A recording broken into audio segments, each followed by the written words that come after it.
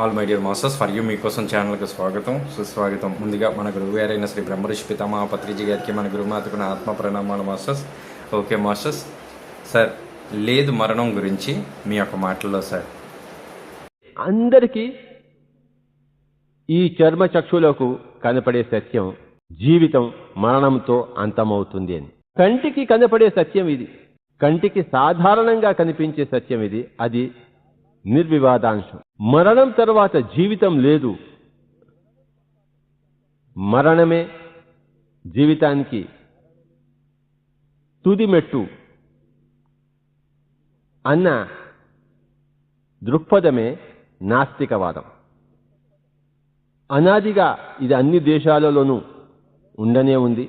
ఈ ఆస్తికవాదం ఏమంటుందంటే,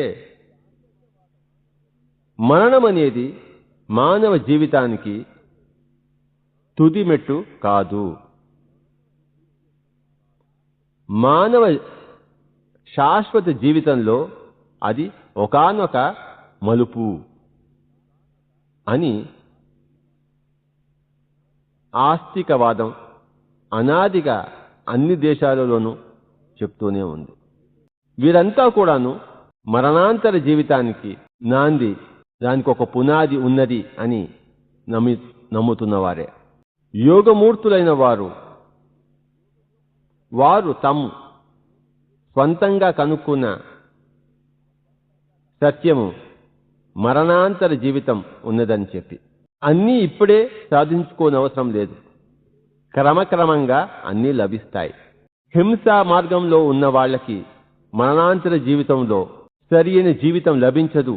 మానవ జీవితంలో హింసా ప్రవృత్తి లోపల ఉన్న ఆస్తికులైన వాళ్ళకి ఆ హింసా ప్రవృత్తి ప్రబలంగా వ్యక్తం కావడానికి భయపడుతుంది. మరణాంతర జీవితం ఏమీ లేదు కనుక లోపలున్న హింసా ప్రవృత్తి విచ్చలవిడిగా కరాళ నృత్యం చేస్తుంది. అయితే ప్రపంచం మొత్తం మీద 99% ఆస్తికులే.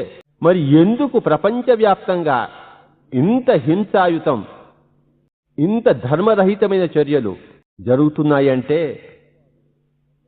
ఈ ఆస్తికవాదులు మరణాంతర జీవితాన్ని పూర్తిగా విశ్వసించలేదు. Okay sir, thank you sir.